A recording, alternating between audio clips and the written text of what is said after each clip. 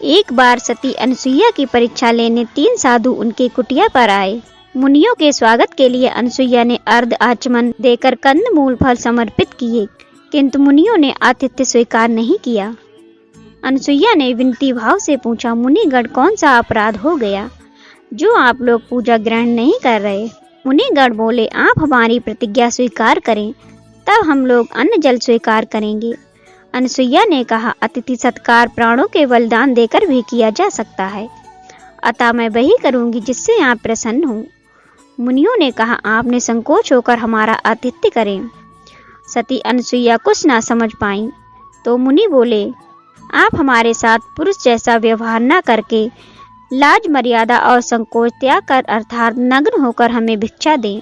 सती अनसुईया मुनियों की वाणी सुन आश्चर्यचकित रह गईं और बोली, यह कैसे संभव हो सकता है?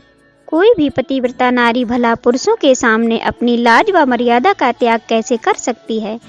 लाज और मर्यादा तो नारी के आभूषण होते हैं, और आप मुझे आभूषणहीन रूप में क्यों देखना चाहते हैं? लगता है आपके मन में कोई खोट है। मुनि बोले, हम सच्चे तपस्वी हैं। मुनियों ने कहा, तुम निर्वस्त्र होकर हमें भिक्षा दो, अन्यथा हम जा रहे हैं। पर यह याद रखना, हमें ऐसे लौटाने का विनाशकारी परिणाम तुम्हें भोगना होगा। तभी अनसुईया जी ने ध्यान लगाया तो तपोबल से पता चला कि यह तीनों मुनि और कोई नहीं बल्कि ब्रह्मा, विष्णु और महेश हैं। पता चला कि माता लक्ष्मी, सती पार्वती, सरस्वती जी ने अपने अभिमान बस इनको यहाँ मेरे पतिव्रत नष्ट करने के लिए भेजा है। तब जाकर माता अनसुईया मुनियों को कुटिया के अंदर ले गई और आदर पूर्वक बैठा दिया। प्रार्थना की, यदि मैं सच्ची पतिव्रता हूँ तो यदि मैंने भूल से भी स्वप्न में भी पर पुरुष का ध्यान न किया हो तो तीनों त्रिदेव 6 महीने के शिशु हो जाएं। इतना कहते ही वे 6 महीने के बालक बनकर रोने लगे। माता ने निर्वस्त्र होकर स्तनपान कराया। महामुनि अत्रि अनसुईया के पति भी आ गए और सुकुमार बच्चों को देखकर आश्चर्यचकित हो गए। पूछा, देवी स्वरूप कामनी, यह तीनों बच्चे किसके हैं? अनसुईया ने कहा, भगवान आपके ही बच्चे हैं। भगवान ने स्वतः कृपा की है। महर्षि समाधि के द्वारा रहस्य को जानकर आनंदित हुए। तीनों देव अब छोटे बच्चे के रूप में माँ की गोद में खेलते हैं और माँ के साथ क्रीड़ा करते हैं। दिन बीते, मास बीते, वर्ष बीते, देवियां घबराई कि पति देव कहाँ चले गए। उन्हें इतना समय तो नहीं लगना चाहिए था। वे घर से निकल पड़ी और मंदाकिनी के तट पर पहुंच गईं। इस बीच नारायण नारायण की ध्वनि के साथ नारद मुनि भी उपस्थित हो गए।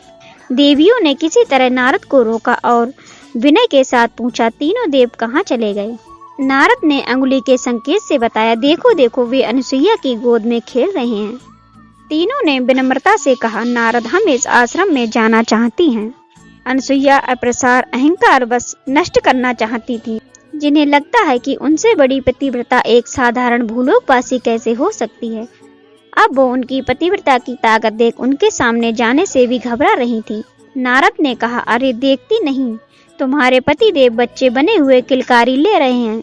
सती जहाँ बैठाती हैं वहाँ बैठते हैं, जहाँ लेटाती हैं वहाँ लेटते हैं। अब जाओ, पति की आशा छोड़ राम नाम जपो। अंततः देवियों ने भूल स्वीकार कर कहा, नारद, अनसुईया से बढ़कर कोई पतिव्रता नहीं है, हम लोग इसे मानती हैं। अब किसी गुणवान के प्रति ईर्ष्या नहीं करेंगी। नारद ने कहा, तुम लोग सती की शरण में चले जाओ, कल्याण होगा। बच्चों को सती के वश में देख वे भयभीत होकर घर के अंदर जाने का साहस नहीं कर रही। इसी बीच अनसुईया मंदाकिनी में स्नान कर गीले वस्त्रों में अंदर गईं तो तीनों देवियों ने कुटिया के द्वार पर खड़ी होकर कहा, माता जी, हम भीतर आ जाएं। अनसुईया ने उनसे पूछा, तुम कौन हो? उन्होंने कहा, हम आपकी पुत्र वधू हैं। अनसुईया ने कहा, बहुओं को घर में आने के लिए क्या पूछना, तुम्हारा ही घर है, चली आओ। लज्जा से नम्र। इतने में अत्रि ऋषि आ गए। वे तीनों घूंघट डालकर एक ओर बैठ गईं। महर्षि ने पूछा, देवी, ये तीनों कौन हैं? देवी ने कहा, ये तीनों आपके पुत्र वधू हैं। देवी, तुम तो बड़ा कौतुक करती हो। अब ये बड़ी बहुएं भी आ गईं। अत्रि ने आश्चर्यपूर्वक कहा। तीनों देवियों ने सती के पैर पकड़े और कहा, क्षमा करें और हमारे पति हमें प्रदान करें। अनसुईया ने कहा, मैं कब मना कर रही हूँ, गोदी में उठाकर ले जाओ। तब तीनों ने प्रार्थना की, माँ अब और अधिक लज्जित न करें। ये सुनकर देवी का हृदय द्रवित हो गया। उन्होंने पुनः पतिव्रत धर्म के बल से उन्हें यथा कर दिया। और उठकर तीनों देवों की वंदना की और पूजन किया। देवताओं ने कहा, पतिव्रते, हम तुम्हारे पतिव्रत धर्म से संतुष्ट हैं। वर मांगो। माता अनुसुईया ने कहा, आप मेरे पुत्र हो जाएं। तीनों ने तथास्तु कहा। यही देव बाद में पुत्र के रूप में उत्पन्न हुए।